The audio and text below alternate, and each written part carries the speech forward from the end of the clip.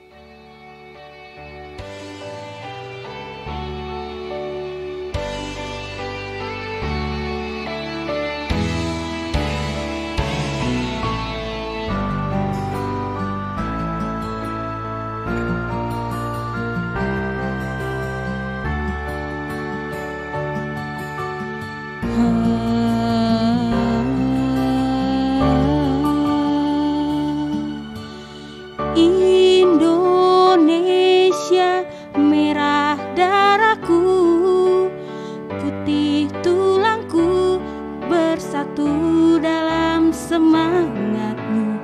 Indonesia,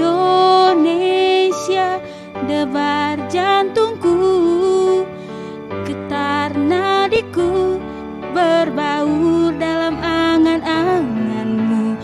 Kebiar pelangi jingga,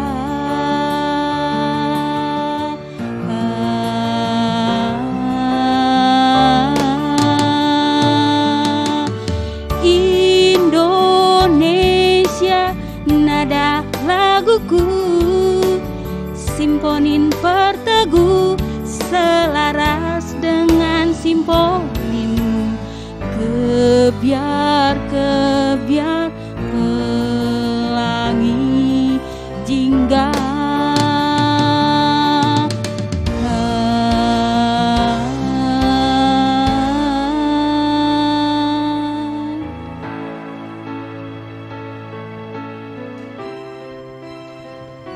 Saksi Hidup Merah Putih oleh Anton Hendrawan.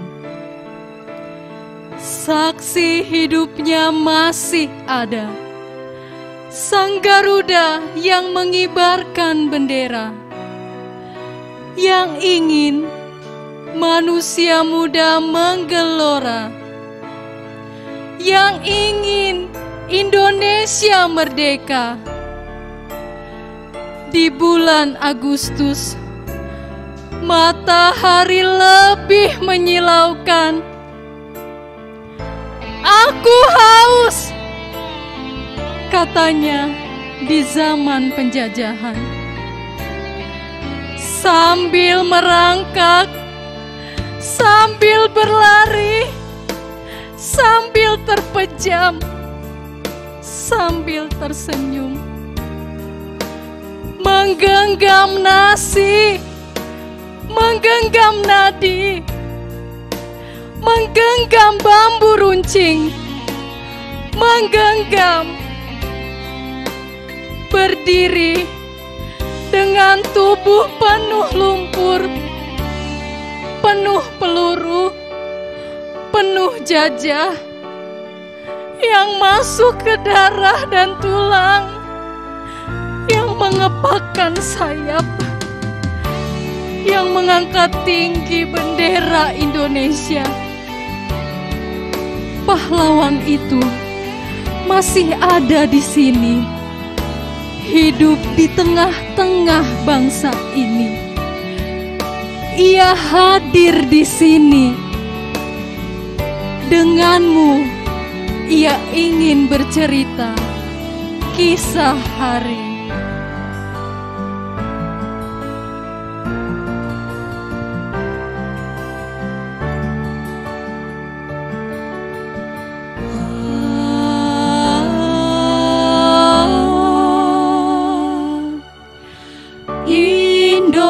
Indonesia, merah darahku, putih tulangku, bersatu dalam semangatmu. Indonesia, debar jantungku, getar nadiku, berbaur dalam angan-anganmu. Kebiar pelangi jingga,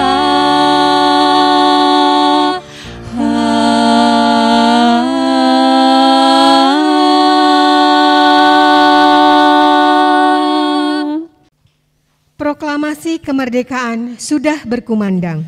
Namun perjuangan belum usai. Kemerdekaan tidak menjamin negara menjadi aman. Karena penjajah masih ingin berjuang. Maka kita harus berperang melawan. Konflik tak terelakkan.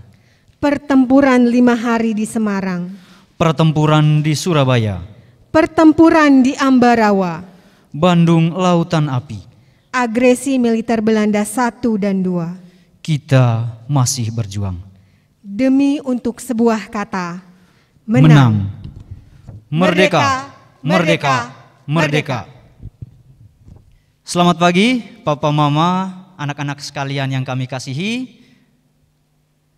Berjumpa kembali dalam acara memperingati Hari Kemerdekaan Indonesia yang ke-76. Hari ini tema kita adalah Indonesia Tangguh, Indonesia Tumbuh. Ya, ini mengambil tema secara umum dari tema kemerdekaan Republik Indonesia, di mana kita merayakan kemerdekaan Indonesia yang ke-76. Iya betul. Selanjutnya kita mau ngapain nih Pak Hiro untuk memperingati Hari Kemerdekaan ini? Nah, ini kan suatu peringatan atau suatu perayaan besar yang sangat luar biasa. Betul. Kita sebagai bangsa yang mencintai tanah air, maka pada hari ini kita akan merayakan kemerdekaan ini dengan memberikan sesuatu yang luar biasa yang kita persembahkan untuk negeri kita yang tercinta ini. Nah, untuk itu akan ada tamu spesial nih hari ini. Iya, betul sekali, Miss. Nah, tolong dikenalkan dong Pak Hiro, tamu spesialnya ini siapa sih? Oke, baik, Miss. Nah, kita seperti yang juga pernah disampaikan oleh proklamator kita, Bapak Soekarno, dia katakan jas merah. Jangan sekali-sekali melupakan sejarah. Betul, jas merah ya. Karena itu, Miss, dalam kegiatan hari ini memperingati kemerdekaan RI, maka pada hari ini kita menghadirkan salah satu tokoh, saksi atau bisa dibilang sejarah hidup. Di mana tokoh ini dia menyaksikan secara langsung seperti apa atau bagaimana yang dialaminya ketika masa penjajahan dan juga setelah kemerdekaan. Karena sebetulnya setelah kemerdekaan itu sisa-sisa penjajahan itu masih ada. Oh gitu, luar biasa sekali dong ya tamu kita kali ini ya. Jadi setelah kemerdekaan 1945 itu ya, betul. Masih ada suatu pergolakan juga ya? Iya betul Miss, masih ada pergolakan. Dan ini kita mau ngundang. Iya tentunya, saksinya. Kita mau mengundang dan kita mau mendengarkan secara langsung apa yang diceritakannya. Nah, tapi sebelumnya bagaimana kalau kita lihat videonya dulu? Iya betul sekali, biar kita juga bisa tahu sedikit ada gambaran bentuk perjuangan orang tua dulu, para pahlawan kita yang sudah berjuang mempertahankan kemerdekaan atau merebut kemerdekaan dari penjajah. Oke, kita saksikan. Kita saksikan.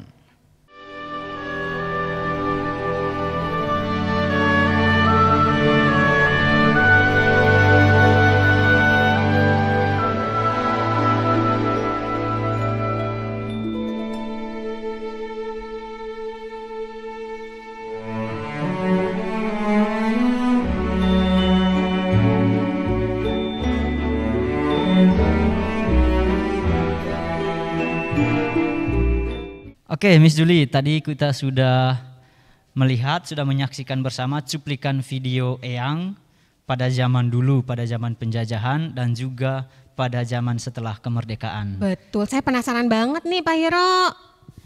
Gimana dong kalau kita undang ya? Oke, kita langsung saja kita panggilkan.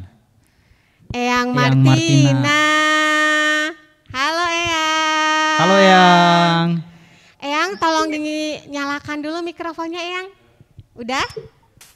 Oke. Oke. Halo Eyang, selamat pagi. Selamat pagi Eyang. Pagi anak-anakku semua. Selamat pagi Eyang, Selamat senang pagi, banget Eyang. ya. Eyang sehat Eyang? Puji Tuhan, sehat ya. Oh iya. Oh sebentar dulu Eyang. Oh Pak Hiro, saya kan udah menelisik nih latar belakang Eyang. Ternyata Eyangnya itu orang Jawa. Jadi pas banget baju saya ini Eyang baju kostum Jawa. Terus saya udah wawancara orang Jawa tadi. Wow. Terus jadi saya mau ngomong sama Eyang pakai bahasa Jawa nih. Boleh ya silakan, Eyang Miss, ya? Silakan Miss.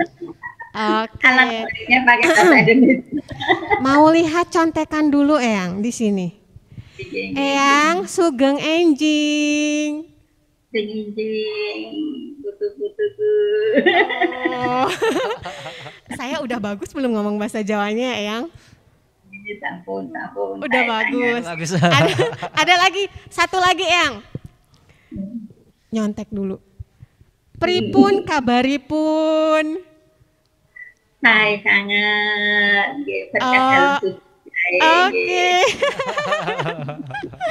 Oke Eyang, waduh saya udah lulus belum nih Pak Hiro? Udah cocok belum jadi orang Jawa? Sudah lumayan Miss. Sudah lumayan. Sudah mendekati 100%. Sudah mendekati 100%. Oke lah kalau begitu. Nah, Eyang, hari ini kita mau tanya-tanya nih sama Eyang ya. Ya, mudah-mudahan. Iya, terima kasih loh Eyang Ya, udah terima kasih lah Eyang ya. sediakan waktu ya Pak Iya Hiro sudah ya. bersedia untuk mau membagikan sesuatu kepada kita semua. Iya. Nah, untuk pertanyaan pertama kita mau nanya apa nih? Coba Pak Hiro. Pak Hiro tanya dong. Eyang, Pak Hiro mau tanya apa nih sama Eyang nih? Oke, begini Eyang. Iya. Eyang kan adalah saksi secara langsung. Eyang tentunya mengalami seperti apa kehidupan di zaman penjajahan. Dan juga tentunya setelah kemerdekaan itu yang pastinya sisa-sisa penjajahan itu masih ada. Di mana yang pastinya banyak orang masih merasa takut, merasa diteror terus. Nah, yang mau kami tahu Eyang, Eyang bisa ceritakan sedikit kepada kami seperti apa sih situasi secara umum pada saat itu Eyang? Ya, terima kasih. Jadi Eyang dilahirkan di Yogyakarta dulu pada tanggal 7 Mei 1943. Waktu itu adalah waktu zaman penjajahan Jepang. Jadi waktu keadaan di situ waktu kecil saya mengingat betul itu keadaan masyarakat sangat miskin sekali. Untuk makan saja sangat susah. Jadi makanan pokok pada waktu itu orang-orang makan hanya hasil poloniga dari kebun. Lalu sama dedaunan yang ambil dari kebun. Untuk makan nasi itu hanya kadang-kadang saja. Sebab untuk beli beras itu harus sembunyi-sembunyi. Beli beras paling dapat 1 atau 2 kilogram. Nanti bawahnya pun harus disembunyikan. Kalau nggak disembunyikan ketahuan oleh penjajah itu pasti direbut atau dimintanya. Jadi kalau makan nasi paling harus dibagi itu. Setiap ada sayuran yang banyak, baru ada sepucuk centong di atasnya itu. Sedikit sekali. Lalu untuk pakaian zaman dulu tidak ada pakaian model sekarang ini. Dulu hanya dari bahan blato. Blato itu bungkus terigu dulu, kain bungkus terigu dulu. Itu pakaiannya. Dan setiap orang paling hanya mempunyai 1 atau lembar pakaian. Kalau ingin mempunyai warna yang lain, itu harus dibenter. Jadi ada juga yang sudah tua itu ada yang pakai pakaian dari karung boni. Pada waktu itu saya kecil tahu betul itu.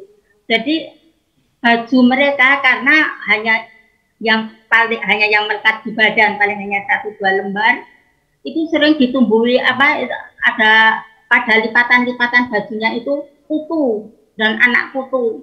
Sering yang dulu sampai nyari-nyari kutu itu di lipatan-lipatan baju. Kenapa? Karena hanya 2 atau 3 hari atau baru ganti dan dulu tidak ada sabun. Hanya dicuci, diprok-prok gitu saja. Dicuci. Orang mandi juga enggak, mandinya hanya mandi gitu, enggak ada sabun waktu itu. Sedang mau keramas saja harus membakar dari jerami, dibakar airnya untuk keramas. Kalau gigi, mau sikat gigi, arang ditumbuk-tumbuk, digosok-gosokkan pada gigi. Itu enggak ada zaman dulu.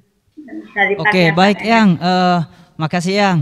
Nah Eyang, tadi Eyang sudah bercerita di bagian awal tadi itu bahwa untuk beli beras ataupun pakaian itu dengan seadanya. Apakah itu karena memang kondisi ekonominya atau karena memang takut dengan penjajah itu? Tidak ada yang jual pakaian itu, tidak ada yang jual. Jadi di pasar adanya yang itu memang dari penjajah kan hasil-hasil banyak yang lari dibawa kepada penjajah. Jadi makanan itu hanya seadanya karena hasil dari bumi kita kan diminta penjajah itu. Jadi pakaian segala itu memang tidak, ya memang kebanyakan hanya seperti itu. Belum ada pakaian seperti model sekarang yang ini. Sabun saja dulu belum ada waktu saya masih kecil itu. Jadi mandinya pakai apa Yang? Ya mandi asal mandi berulang kali kadang-kadang. Setelah itu baju yang dipakai tadi dibas-baskan nanti dipakai lagi. Jadi keadaan itu jadi tidak dapat dibayangkan. Cucuku mungkin cucu saya yang belum bisa membayangkan keadaan waktu itu, tapi itu kenyataan itu. Ya, jadi untuk tidur saja waktu malam hari itu penerangan hanya pakai lampu sentir dari bambu dipotong terus nanti dikasih sumbu, dikasih minyak tanah itu nyalanya itu. Itu pun harus tidak diletakkan perang-perang di tengah itu ruangan, tidak. Itu harus dikerudungi kanan kirinya pakai bakul apa-apa supaya sinarnya tidak keluar sehingga dari jarak jauh atau dari atas mungkin kalau ada pesawat itu tidak ketahuan kalau itu ada hunian manusia. Kalau terang-terang gitu mungkin kita ditembak atau gimana. Jadi keadaan sangat mencekam waktu itu. Oke, baik, terima kasih Eyang. Nah Eyang, kira-kira suasana pada saat itu, pada zaman penjajahan dan juga setelah penjajahan, karena kan tentu pada zaman dulu itu kan banyak petani, ataupun ketika misalnya kita orang Indonesia atau orang pribumi punya sesuatu, apakah itu bebas kita manfaatkan ataukah dari para penjajah itu mereka mengambil semuanya atau seperti apa sih kira-kira yang situasi secara umumnya seperti itu? Secara umumnya hasil-hasil dari penjajah waktu itu kan banyak orang menanam jagung, menanam padi. Padinya itu belum bisa menanam padi yang banyak, itu orang-orang menanam jagung di sawah itu waktu itu. Jadi hasil-hasil bumi belum dapat bagus seperti sekarang ini. Karena apa? Karena memang waktu itu adanya ya seperti itu, hasil-hasil itu kayak diangkut untuk kebutuhan para tentara-tentara dan juga harus disetorkan kepada penjajah waktu itu. Kalau Anda tahu waktu itu jalan tidak seperti jalan-jalan sekarang ini. Jalan sudah jalan besar, untuk lewat itu dibuat rintangan, gundukan batu di situ. Yang maksudnya untuk ini supaya kalau ada tank atau mobil dari penjajah itu lewat, supaya dia terhalang. Nah kalau terhalang, karena ada terhalang tadi, kan tentara itu penjajah itu turun. Nah dari jauh tentara-tentara kita lalu menembaki siapa yang turun itu dari kendaraan itu. Habis itu terjadilah tembak-menembak. Jadi sudahlah rakyat lalu di kampung. Suasananya mencekam ya Eyang ya? Betul. Kalau sudah tembak-menembak demikian, kami ibu-ibu dan anak-anak itu bersembunyi. Bersembunyi kan dulu membuat persembunyiannya dari tanah yang digali, dibuat lubang, di atasnya dikasih bambu-bambu, lalu ditanami pohon-pohonan di atasnya untuk bersembunyi di dalam itu buah-buahan. Kadang di dalam rumah membuat balok disusun, di situ tengahnya ada lubangnya, kita bersembunyi di situ. Jadi kalau sudah ada perang, itu sering sekali terjadi perang itu. Karena jembatan sengaja diputus oleh tentara kita supaya tidak mudah untuk lewat kendaraan tank baja. Jadi kalau sudah ada perang-perang demikian, kita lari bersembunyi di bawah itu. Pernah pengalaman ibu saya pergi ke pasar. Ya, ibu saya pergi ke pasar waktu itu. Nah, tahu-tahu ada tembak-menembak seperti itu. Nah, saya dan kakak dan beradik bersembunyi di bawah tumpuan balok kayu di dalam rumah, nangis. Ibu saya katanya waktu itu bersembunyi di rerumpunan bambu batang jagung di sawah. Jadi setelah pulang kita ya saling tangis menangis, semua jadi aman waktu itu. Demikian keadaan waktu penjajahan. Pokoknya itu sering kali terjadi, tidak hanya satu dua kali. Jadi Eyang nih padahal waktu itu masih anak-anak nih, lagi senang-senangnya bermain. Apalagi kalau zaman dulu tuh bukan kayak zaman sekarang ya, mainnya bisa di rumah gitu, main gadget. Pasti pengennya main di luar nih Eyang ya. Main sama teman-teman gitu di lapangan. Terus tiba-tiba saat ada konflik kayak gitu, Eyang semuanya anak-anak pada takut gitu. Pada langsung masuk ke rumah. Atau sama sekali nggak dibolehin main keluar rumah? Boleh main di luar rumah. Kan itu hanya berapa hari sekali ada tembak-menembak itu. Iya. Ada tembak-menembak demikian. Yang paling dahsyat itu pada waktu saya sudah umur 6 tahun itu. 6 tahun itu ada agresi Belanda itu. Jadi waktu ada tembak-menembak itu di atas pesawat terbang, belum mudik ke sana kemari. Bunyi dong dong dong dong nembaki. Padahal hanya pesawat terbang itu hanya setinggi pohon kelapa terbangnya. Lagi di bawah berlarian tentara ke sana kemari. Jadi sudah bunyi seperti itu. Waktu itu kami pas jam 9 pagi, jam 9:10 pagi. Nah, terjadi tembak-menembak seperti itu semua. Semua lari. Waktu itu aku memasak, pokoknya ditinggal pergi semua untuk pergi mengungsi. Saya dibawa sama Eyang kan masih sekitar 5 atau 6 tahun, adik saya masih kecil di Bandeng, pergi mengungsi ke balik bukit. Balik bukit itu di atas sudah nggak bisa dibayangkan perjalanan waktu itu. Eyang nangis waktu itu di samping soalnya itu kalau ada bawa punya lembu ya dibawa lari waktu mengungsi itu, dibawa lari ke pengungsian. Jadi demikian mencengkam sekali pada waktu zaman penjajahan. Nah, itu paling dahsyatnya yaitu pada tanggal yang 19 Desember 48 itu. Saya waktu 6 tahun itu ngeri betul, belum bisa dibayangkan bagaimana keadaannya. Oke, baik Eyang, berarti serem juga ya para hero ya. Iya, serem juga. Dan tadi disampaikan oleh Eyang itu walaupun masih masih kecil gitu kan, masih bebas untuk bermain, tetapi dalam suasana merasa takut yang luar biasa. Iya, gitu. jadi bersyukur nih anak-anak zaman sekarang ya. Iya, betul sekali Miss ya. Apalagi kalau kebayang bajunya cuma 2 katanya ya. Bajunya juga banyak kutunya. Banyak kutunya.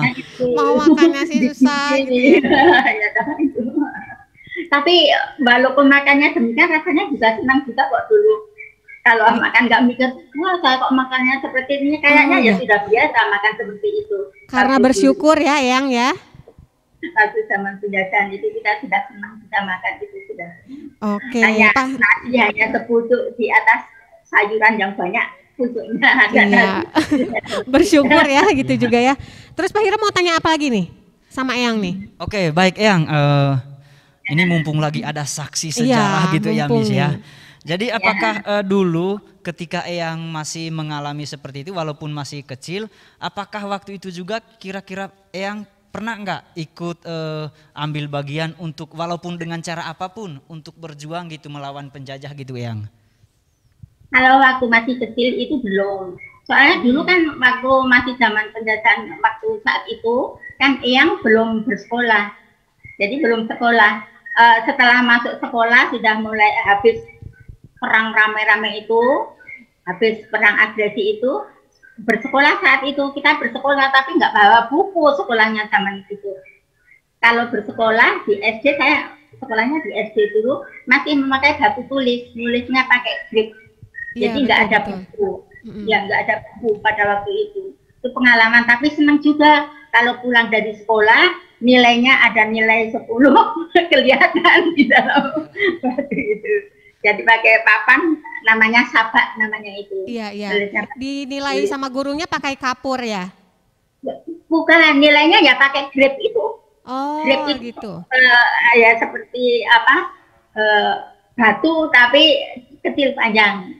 Nulisnya pakai itu grip juga. Oh, gitu.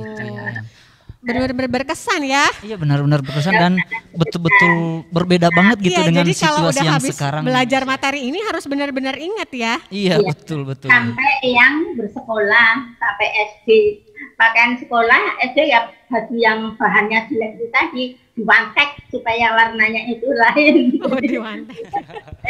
Dan ke sekolah tidak pakai alas kaki, telanjang kaki bersekolah itu. Sampai Eyang terus bersekolah di Sekolah Pendidikan Guru, lalu tahun 61 hijrah ke Lampung.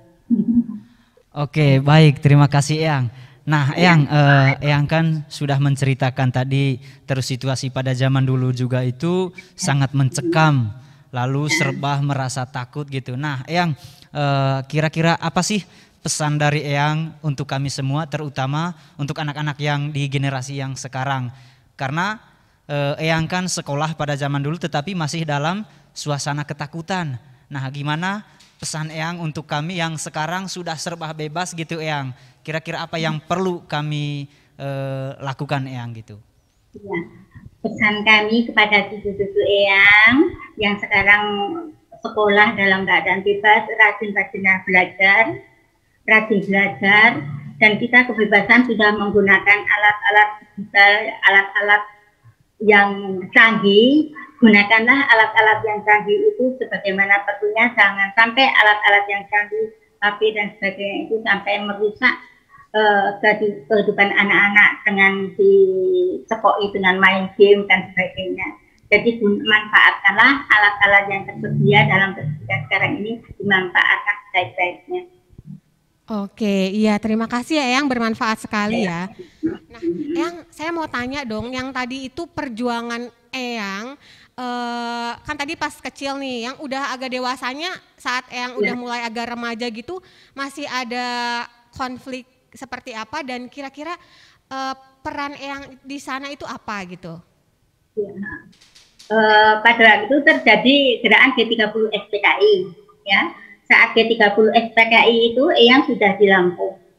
Jadi sebelum terjadi gerakan G30 SPKI itu masyarakat, anak-anak itu sudah diketahui oleh orang-orang PKI dengan ideologinya. Kebetulan Eyang rumahnya di samping rumah Eyang itu untuk tempat indoktrinasi atau ceramah waktu itu. Atau mereka itu diketahui dengan bahwa manusia itu dengan ideologi mereka, bahwa manusia itu adalah hasil evolusi dari kera. Jadi bukan manusia pertama diciptakan Tuhan, tapi dari kera itu yang dengar betul mereka itu menanyakan demikian. Terus mereka harus hidup ini harus sama rata sama rasa. Jadi kalau ada yang kaya harus memberikan kepada yang miskin. Tidak pandang itu tuh berhasil pendidikan dan sebagainya, tidak ada sifat sama rata. Terus waktu itu kan zaman konfrontasi dengan Malaysia, harus banyak Malaysia, mereka gembor-gemborkannya itu. Lalu harus mentupas orang-orang anti yang imperialis dan kolonialisme. Ada antek-anteknya harus dilepas. Begitu juga pendidikan itu diberikan kepada anak-anak kecil. Waktu itu anak kecil buat TK di situ, nyanyi-nyanyi, sudah diajar nyanyi, genjer-genjer dan sebagainya itu. Sudah diajarkan untuk mengganyang Malaysia dengan memukul kepala Ada Malik waktu itu. Jadi waktu itu orang-orang PKI mentokokannya demikian. Nah, setelah terjadi gerakan G30 SPKI, sebelumnya orang-orang sudah disuruh nanam pisang, pohon pisang di depan rumah. Entah maksudnya untuk apa itu. Ya, maksudnya setelah terjadi gerakan G30 SPKI, rupanya pohon pisang itu dimaksudkan yang mempunyai pohon pisang tidak akan dibunuh orang-orangnya.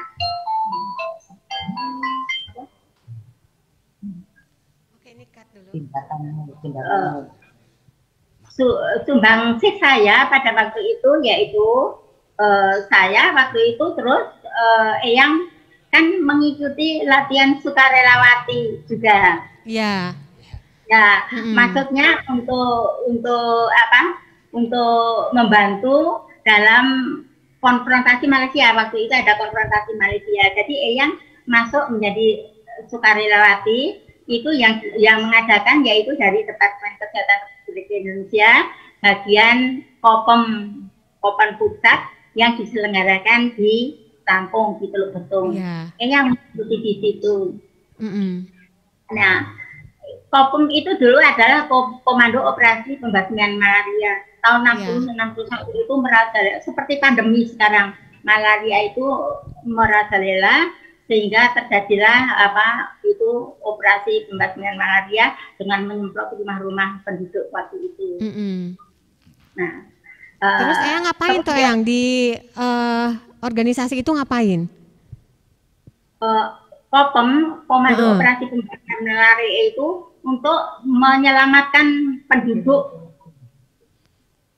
dari penyakit malaria karena waktu itu wabah ada malaria. Nah itu sudah dari pusat itu. Kebetulan jadi, saya menjadi kepala Kopem sektor. Waduh, iya berarti Eyang ini bersama tim membantu orang-orang yang terkena penyakit malaria, terus menyuplai obat, makanan, begitu mungkin ya Eyang ya? Dengan juga mengantarkan penyuluhan ke desa-desa. Oh, bagus sekali ya. Mengadakan penyuluhan bersama-sama dengan unsur pimpinan, sama dan sebagainya dengan istrinya, lalu kepala dinas. Kebetulan Eyang kan istri komando sektor ini juga setara dengan dinas di kecamatan. Mengadakan penyuluhan ke desa, penyuluhan tentang kesehatan, penyuluhan tentang cara membuat WC, penyuluhan tentang bagaimana kita harus bela negara. Nah, di dalam latihan sukarelawati itu pada bulan Juli 65 itu sebelum terakhir itu saya di situ juga diajari latihan baris berbaris. Ya. Dan P3K dari membuat tandu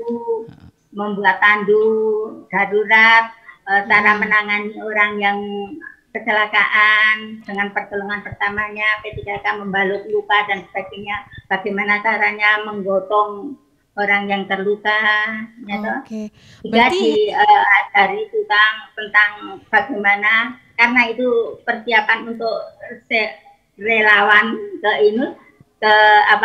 menghadapi konfrontasi Malaysia, ya diajari bagaimana menggunakan senjata, membongkar senjata. Luar biasa. Bahkan waktu pembatasan senjata itu membongkar senjata itu keren yang laras panjang, lalu yang begini bentuknya itu. Aduh, saya jadi takut nih mau nakalin sama Eyang. Saya jadi takut nih nakalin Eyang. Nah, waktu membongkar pistol itulah Eyang yang kejepit karena pistolnya terlalu kuat. Nah, itu sampai dengan tutup mata dulu. Jadi ada pengalaman berkesan dengan senjata ini ya, Eyang ya? Terus belajar dari tiarap dengan ini jalan di lantai itu. Tiarap. Nah, waktu itu rangkak buaya yang bisa itu rangkak buaya. Tapi untung saja, terus habis itu konfrontasi Malaysia sudah dapat diakhiri. Akhirnya perjuangan Eyang untuk berperang atau dalam peperangan itu tidak atau tidak terlaksana, tapi perjuangan untuk menyuluh masyarakat itu terus berlangsung terus sampai Eyang maju. Oke, luar biasa sekali ya Eyang ya, luar biasa banget loh. Mengalami suatu kejadian-kejadian yang jarang sekali mungkin dialami oleh orang-orang zaman sekarang ya. Iya betul Miss, jadi latihan senjata, latihan baris berbaris, terus apa tadi merangkak buaya gitu ya. Iya, Pantesan betul Eyang sekali. sehat ya sampai sekarang ya. Karena dari muda suka olahraga Eyang. Ini ternyata rahasia pantasan awet muda kelihatannya Eyang, sehat gitu ya Miss ya. Yang paling mengesankan itu Apa ya? karena Eyang kan sibuk sering ke kampung-kampung dengan unsur pimpinan dan sebagainya mengadakan penyuluhan. Kan Eyang berarti sering pidato karena yang sering ditunjuk dilalanya pihak perempuan itu Eyang yang suruh Iya. menyampaikan pidato itu. Nah itu sudah berulang kali demikian. Setelah G30 SPKI itu para orang-orang PKI kan ditangkap, ya toh, ditangkap, ditangkap kantor Puterpa dan sebagainya. Eyang hampir tertembak waktu itu. Waduh. Wah. Jadi Kan juga. karena Eyang suka pidato, makanya Eyang waktu itu ketahuan ada dari Babinsa itu dengan cepat jalan di jalan, kebetulan Eyang dengan suami baru pulang dari tempat mertua, tidak bawa mobil tapi bawa itu waktu itu bawa sepeda, dicegat di jalan. Nah Eyang mau ditangkap sudah dipasang mau ditembak. Untung saja Pak Puterpa itu menghalangi. Oh ini bukan yang suka pidato berwani bukan ini, tapi yang suka pidato di masyarakat itu ini. Nah, Oke, ya, puji Tuhan ya. Puji Tuhan. Eyang sampai sekarang masih sehat, masih seger. Nah, Eyang, ini pertanyaan pamungkas nih di terakhir. Ya. Saya mau Eyang sampaikan secara singkat dan jelas apa harapan Eyang untuk anak-anak di zaman sekarang ini. Silakan Ya Eyang. betul, karena memang tentunya kan kehidupan zaman dulu dengan yang sekarang itu pasti sangat berbeda. Ya, silakan Eyang. Sekarang ini Indonesia sudah merdeka 76 tahun dan keadaan masyarakat di Indonesia ini sudah tercapai, yaitu adil, makmur, yaitu murah sandang, murah pangan, keamanan terjamin, teknologi semakin maju, ya seperti teknologi sampai anak-anak sekolah menggunakan teknologi yang sangat besar. Karena itu pesan saya adalah isilah kemerdekaan ini dengan bekerja keras.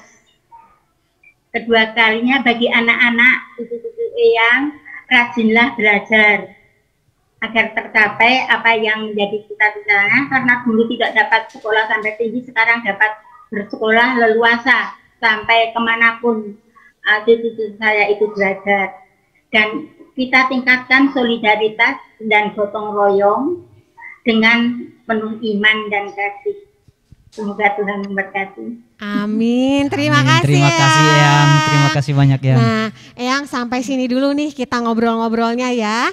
Semoga ada kesempatan lain kita bisa ngobrol lagi Iya, ya bisa. Eyang. Eyang bisa berbagi cerita Betul. lagi gitu. Terima kasih. Terima kasih banyak Eyang Sudah untuk mau sharing dengan sudah kami mau sharing, semua. kesempatan dan kesediaannya yang mau berbagi kepada kami semua. Iya. Semoga sehat selalu Eyang ya. Tuhan memberkati. Dadah Eyang. Ya. Nah, sekarang Pak Hiro, tadi kita udah ngobrol nih sama Eyang, pahlawan yang dari zaman dahulu. Iya. Sekarang penasaran nggak sama pahlawan masa kini?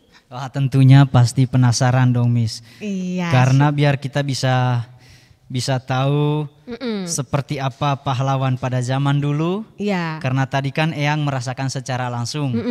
Nah, kira-kira di zaman yang sekarang, kira-kira pahlawan yang dimaksudkan itu seperti apa sih gitu, Miss? Iya. Nah, kalau gitu, Pak Hiro kalau penasaran sekarang kita lihat dulu videonya ya. Ini dia videonya. Mendapatkan laporan dari Pak Menteri Kesehatan bahwa ibu ini dan putrinya positif corona.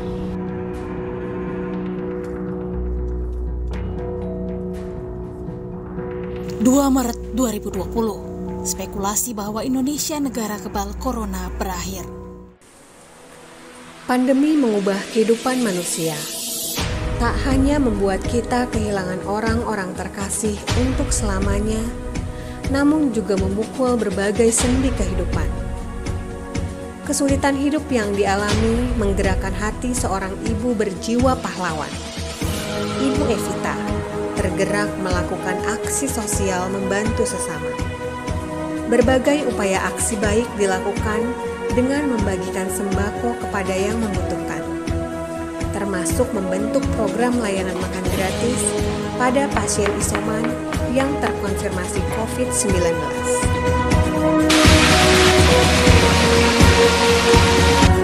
Motivasi saya tergerak untuk mengadakan kirim makanan gratis untuk para isoman, yaitu untuk membantu meringankan beban mereka yang terkonfirmasi COVID-19.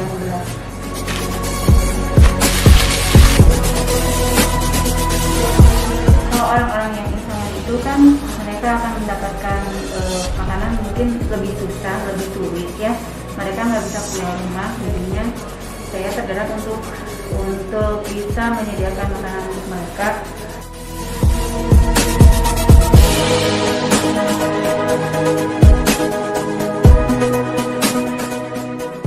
Nah, Pak Hiro, tadi kita udah lihat videonya. Ternyata zaman sekarang juga banyak pahlawan-pahlawan yang Iya, inspiratif. betul sekali, Miss. Pak Hiro penasaran nggak sama sosok yang tadi ditampilkan dalam video? Tentunya penasaran sekali gitu, Miss. Tadi hanya lihat di video. Penasaran kan? Penasaran, mau melihat secara langsung Iya. kan, pengen berbincang-bincang, ngobrol-ngobrol secara langsung nih, Miss. Seperti apa sih Ibu Evita ini? Nah, kalau gitu kita panggilkan saja ya. Panggilkan saja, Miss. Bersama-sama Pak Hiro, Ibu Evita. Evita. Silahkan Ibu bergabung bersama kami di sini. Nah, ini teman-teman semuanya Ibu Evita. Halo Bu Evita. Halo Bu Evita. Selamat pagi. Selamat pagi, selamat datang Bu. Bagaimana kabarnya? Puji Tuhan, baik. Iya, puji Tuhan baik. Nah, kalau ngobrol-ngobrol enaknya sambil duduk nih ya Pak Hiro ya. Nah betul, Miss, Iya, biar masa santai-santai. Masa tamu disuruh berdiri? Iya, betul, Ya. Miss. Biar lebih Silakan santai Ibu. ngobrolnya, Silakan Miss. Ibu duduk Silakan, ya. Ibu duduk. Nah, kita agak jaga jarak ya Bu ya. Walaupun berjauhan tapi hati kita berdekatan ya Bu ya. Iya. Nah, ini loh Pak Hiro, setelah tadi lihat video tadi, pertanyaan pertama apa yang muncul di benaknya Pak Hiro? Nah, sebetulnya ketika melihat cuplikan video tadi, nah bagaimana aktivitas Ibu, terus apa yang dilakukan. Nah, yang menjadi pertanyaan saya itu kira-kira apa sih hal yang memotivasi Ibu untuk melakukan ini? Saya termotivasi untuk melakukan aksi-aksi sosial untuk masyarakat, untuk sesama. Itu bermula dari pengalaman pribadi ya. Oh, pengalaman pribadi apa tuh Bu kalau boleh tahu? Kebetulan itu dari kecil itu emang terbiasa untuk diajarkan keras. Perempuan itu harus bisa mandiri, dan kebetulan emang dari kecil itu saya udah nggak ada mama. Jadi harus mandiri, ngurus hidup bersama papa untuk ngurusin adik-adik. Jadi dari situ itu dijadikan pengalaman bahwa kita nanti kalau misalkan sudah sukses di kedepannya nanti kita harus bisa menolong sesama. Ya, jadi Ibu Evita ini anak keberapa dari berapa bersaudara nih? Saya anak pertama dari Anak 3 pertama, bersaudara. Dari 3 bersaudara. Jadi punya tanggung jawab lebih besar Iya, ya. punya tanggung jawab Betul. besar itu. Ya, menarik tadi Miss ya. Ya. Jadi disampaikan oleh Ibu tadi itu bahwa harus mandiri, harus kerja keras gitu. Betul. Nah, berkaitan dengan ini ya, mandiri terus harus kerja keras, karena tadi juga disampaikan itu bahwa sebagai perempuan itu tidak boleh seperti yang kebanyakan orang bilang harus lemah gitu. Jadi ya harus berjuang gitu. Jadi itu hal yang memotivasi Ibu untuk melakukan kegiatan sosial seperti ini. Betul. Nah, pertamanya ini saya tergugah, saya berkenalan dengan Ibu Evita ini karena kok ada orang yang begitu baik hati mengkoordinir catering gratis untuk pasien yang yang positif COVID ya. Betul. Nah, kalau saya mau fokus di masalah ini dulu nih, kira-kira apa yang melatar belakangi Ibu sampai melakukan hal seperti ini gitu? Begini Mbak, kalau dari awal pandemi kebetulan di lingkungan kami itu pertama kali yang ada warga yang terpapar COVID ini. Nah, dari situ saya koordinir warga sekitar untuk saling membantu, saling memotivasi, juga saling menyemangatin biar yang terpapar COVID ini mereka tidak down, mereka tidak ngerasa sendiri, tapi kita ada bersama mereka. Karena COVID ini bukan aib yang harus kita sembunyikan atau kita tutupin, tapi warga sekitar harus pada tahu dan saling gotong royong untuk membantu mereka. Ya, nah yang saya penasaran bagaimana seorang Ibu Evita ini bisa menggerakkan orang-orang di sekitarnya gitu. Kan nggak semua orang, apaan sih Bu Evita punya program kayak gini gitu. Bagaimana Ibu menghadapi berbagai macam respon dari orang-orang sekitar? Ya betul, respon pasti ada aja, ada yang positif dan juga ada yang negatif. Betul. Ya, semua pasti harus siap saya hadapin. Karena kebetulan saya ketua di lingkungan komplek juga sudah 11 tahun. Oh ya. Ya, puji Tuhan warga saya itu kompak sekali. Jadi dengan ide apapun yang saya gerakkan, mereka pasti setuju. Mereka pasti setuju, Pasti luar setuju. biasa ya. Luar biasa ya. Nah, apakah Ibu Evita melakukan ini semuanya itu ditanggung sendiri atau apakah betul-betul ini dilakukan secara sukarela ataukah ada pihak lain juga yang membantu atau seperti apa Bu kira-kira? Kalau untuk catering, untuk warga yang isoman itu bermula dari ide sebenarnya ya, ide, keinginan saya.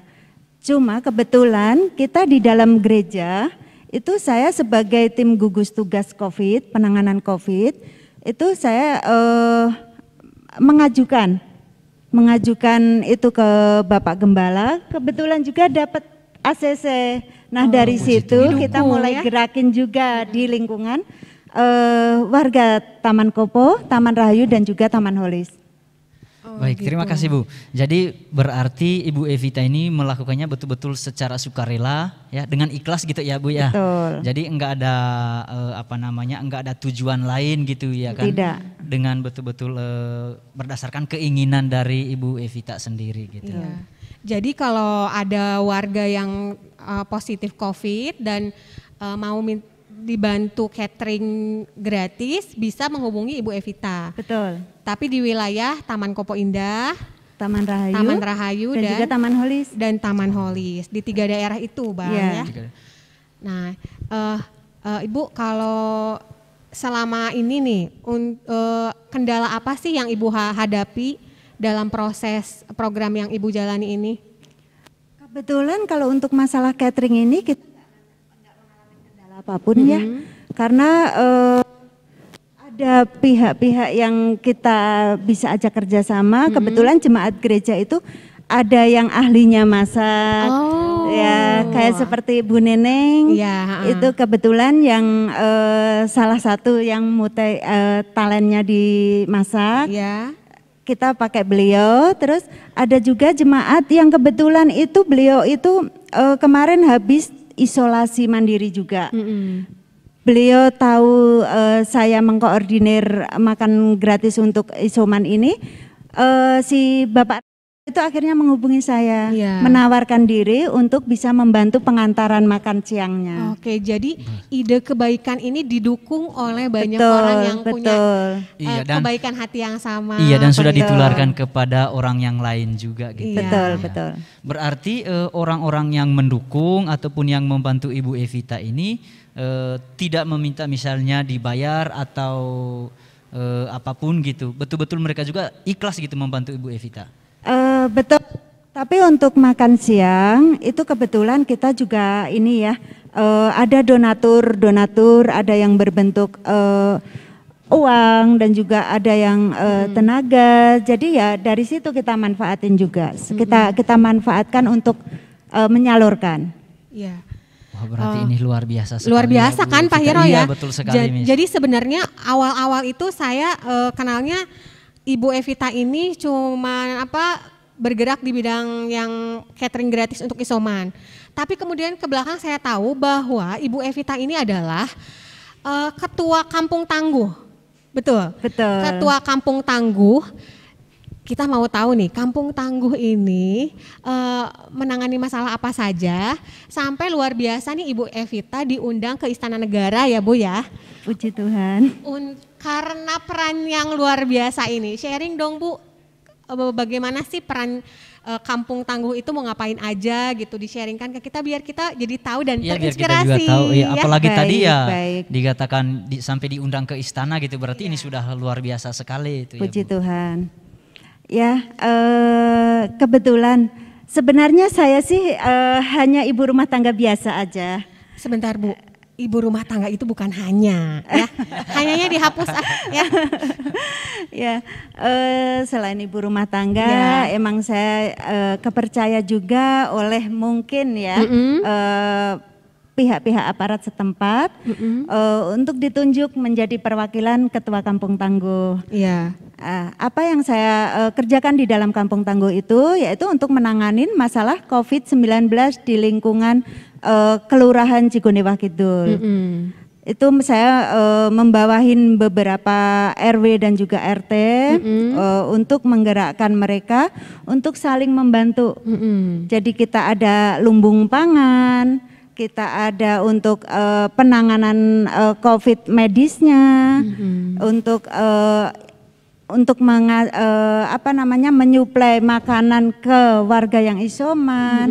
Jadi kita semua di situ lengkap. Semuanya lengkap ya. Iya. Ya luar biasa ya.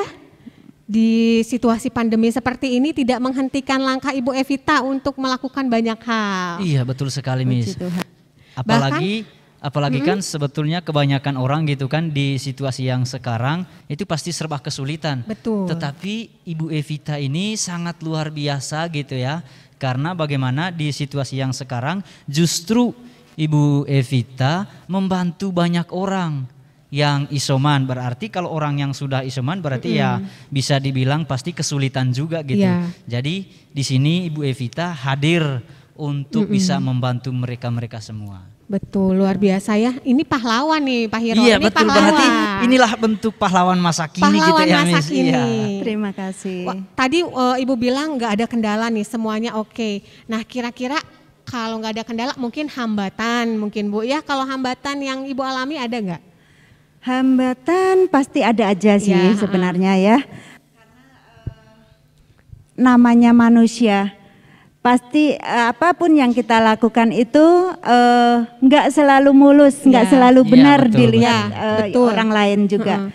Nah sama seperti hambatan yang saya hadapin di dalam saya menyalurkan mungkin ya kayak saat pandemi ini selain saya untuk makan gratis, saya juga menyalurkan baksos sembako. Iya. Di video tadi ada ya. Iya. Itu ada aja hambatannya, mungkin ada yang nggak suka. Jadi mereka itu bilang, si Evita itu apa? Mereka nggak ngasihnya itu nggak tepat sasaran gitu kan. Oh iya. Betul. Tapi itu nggak memutus, nggak menjadikan saya jadi menyerah atau down sampai di situ aja. Tapi justru itu jadi motivasi saya menunjukkan bahwa saya itu memberikan kepada orang-orang yang benar-benar membutuhkan. Luar biasa sekali, Bu Evita ya. Jadi ada tantangan pun Bu Evita tidak menyerah. Iya, ya? jadi tidak menjadikan tantangan itu sebagai hal yang menghalangi niat baiknya Bu Evita. Nah itu salah satu sifat pahlawan Pak Hiro yang betul harus sekali, dicontoh ya. Betul sekali. Nah sekarang Bu Evita nih sebagai seseorang yang peduli dengan lingkungan sosial dan pasti juga peduli dengan generasi muda. Betul. Pasti mau kasih pesan-pesan kan untuk anak-anak kita gitu. Kira-kira kasih pesan dan motivasi apa Bu untuk anak-anak kita supaya bisa menjadi pahlawan juga di kehidupannya masing-masing. Semoga anak-anak kita juga dan juga ya siapa saja yang menyaksikan ini bisa termotivasi gitu dari Bu Evita gitu. Pesannya untuk anak-anak zaman sekarang, mungkin ya kondisi zaman sekarang itu emang serba semuanya canggih. Ya, betul. Anak-anak sekarang itu selalu dilayanin dengan mbak-mbak ya, yang selalu lebih cenderung manja. Ya, saya berharap mereka itu hilangkan sifat itu. Ya, belajar apapun dengan sendiri. Jangan tergantung, jangan mudah tergantung dengan orang lain. Tetap semangat, belajar saling mengasihi untuk sesama. Karena kita hidup bermasyarakat tidak bisa hidup sendiri. Kita harus bisa saling mendukung. Iya.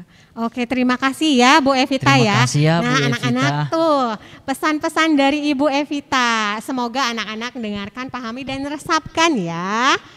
Iya, Gitu. karena sebetulnya dari apa yang di-sharingkan oleh Bu Evita tadi itu ada beberapa poin penting gitu Miss ya. Ada banyak hal baik yang bisa kita dapatkan. Yang pertama tadi harus bisa mandiri, kemudian tidak boleh menyerah gitu Iya. kan. Lalu kemudian harus selalu berbuat baik. Iya. Jangan jadikan tantangan itu sebagai alasan untuk kita menyerah, Betul. untuk kita berhenti melakukan kebaikan. Betul sekali. Itu memang sungguh-sungguh pahlawan gitu ya di Iya. masa sekarang ini. Oke, nah mungkin segitu dulu ya Bu ya sharing kita hari ini ya. Iya. Semoga Ibu gak keberatan Bu kalau suatu saat nanti kita undang lagi ke Talenta. Baik. Oke, terima kasih banyak ya Bu Iya. atas kesempatannya, atas waktunya. Nah Bu, kalau ada pertanyaan nih, kalau anak-anak dari Talenta ada yang mau terlibat membantu Ibu, bisa nggak? Boleh, dengan senang hati. Boleh? Iya. Oh. Silakan Caranya gimana, bisa Bu? menghubungin saya. Oh, iya. Kalau di info itu kan udah ada ya kontak saya. Iya, iya. Oh iya. iya betul. Mungkin bisa langsung Oke. WA ke saya. Oke, siap deh kalau kayak gitu ya. Siap. Nah, anak-anak bisa kan jadi terinspirasi karena Ibu Evita ini. Nah, begitu aja ya Bu ya. Siap. Perbincangan kita hari ini. Baik. Semoga doa kami Ibu selalu sehat. Amin. Harus sehat ya. Amin. Semoga semua rencananya berjalan dengan lancar. Semoga semakin banyak lagi ide-ide Ibu untuk memajukan Iya, bangsa dan negara iya, ini. terutama juga Baik. untuk membantu sesama gitu Iya, ya. Semoga baik. juga kebaikan-kebaikan dari Ibu ini bisa ditularkan kepada banyak orang juga. Betul. Amin. Amin. Ya, terima kasih Ibu Evita. Terima kasih banyak Bu Evita. Ya. Terima kasih kembali Iya, Mbak Mas. sama-sama. Kami antar Bu. Nah, silakan Bu.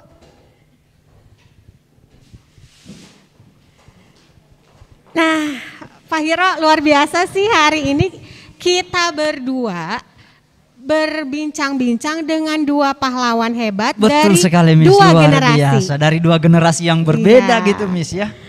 Jadi hari ini terinspirasi enggak? Wah sangat terinspirasi Sangat Miss. Dan terinspirasi. juga tentunya di acara hari ini betul-betul kita bisa memaknai gitu ya. Memaknai kemerdekaan ini Miss. Betul. Nah, anak-anak semoga acara hari ini juga memberi makna untuk kalian dan menjadi inspirasi untuk kalian. Oke Miss, nah Apa? di penghujung acara ini tentunya juga kita harus memberikan sesuatu gitu kepada anak-anak kita untuk membakar semangat juang mereka Iya. di perayaan ulang tahun kemerdekaan ini. Nah dari dua tokoh tadi yang sudah kita undang, sudah kita dengarkan sharing-sharing pengalaman baik dari mereka, pengalaman perjuangan dari mereka. Nah kalau boleh disimpulkan dari tokoh yang sudah kita undang tadi, pertama tadi dari Eyang Martina. Ya, dari Bahwa- Eyang Martina belajar apa? Iya, dari Eyang Martina itu kita juga harus belajar untuk pantang menyerah. Pantang menyerah. Walaupun situasi sesulit apapun, seperti yang dialami oleh Eyang Martina itu, di mana mereka itu berjuang dalam situasi ketakutan. Ya. Tetapi jangan jadikan itu sebagai sesuatu yang menghalangi perjuangannya. Betul. Kalau dari Ibu Evita? Nah kalau dari Ibu Evita, nah kalau yang Martina tadi kan itu adalah model pahlawan masa lalu. Iya. Yang berperan juga dalam merebut kemerdekaan. Betul. Nah sekarang kita juga punya pahlawan masa kini. Ibu Evita tadi. Iya. Nah Ibu Evita sudah menceritakan banyak hal baik. Yang pertama tadi bahwa kita harus menjadi orang yang mandiri. Betul. Tidak boleh menyerah, Iya. tidak boleh mudah patah semangat. Betul. Lalu kemudian yang paling penting adalah kita harus bisa melakukan kebaikan dengan ikhlas tanpa ada paksaan. Iya, betul sekali Pak Hiro. Jadi Pak Hiro sudah lulus memberikan kesimpulan dari dua narasumber hari ini. Semoga bisa jadi inspirasi untuk anak-anak semua. Iya, semoga harapannya anak-anak kita juga bisa menjadi Eyang Martina dan Ibu Evita yang lain. Betul gitu. sekali Pak Hiro. Nah, anak-anak, pandemi ini memang membatasi aktivitas kita. Iya, betul sekali, Miss. Tapi jangan membatasi kreativitas kita. Betul sekali. Jadi tetaplah berkreativitas dan menjadi pahlawan. Dimulai dari sekarang. Oke? Sampai jumpa di pertemuan berikutnya. Salam sehat. Salam sehat dan tetap semangat. Merdeka, merdeka, merdeka.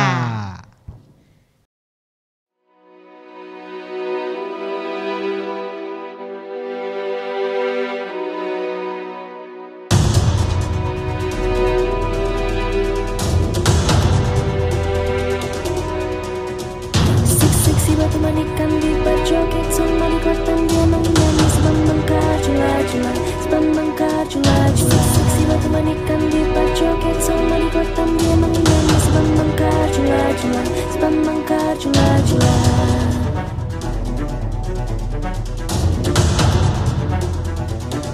Cuplak-cuplak suang tinggal lenter membuka tondong kuda pak empong lerak-lere sopong guyun dele ake sirpong dele kopong sirpong dele kopong.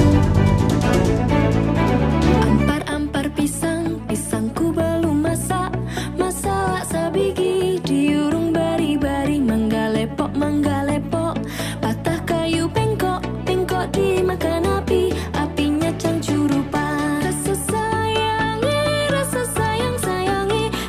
lihat dari jauh. Rasa sayangi lihat dari jauh. Rasa sayangi.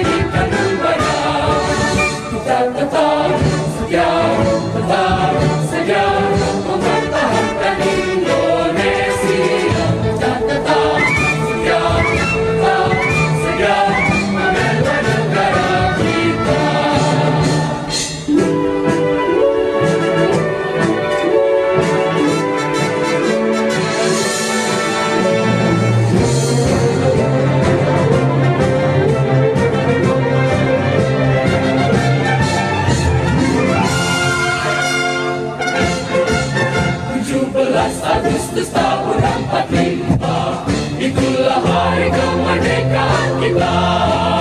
Hari merdeka, nusa dan bangsa, hari lahirnya bangsa Indonesia.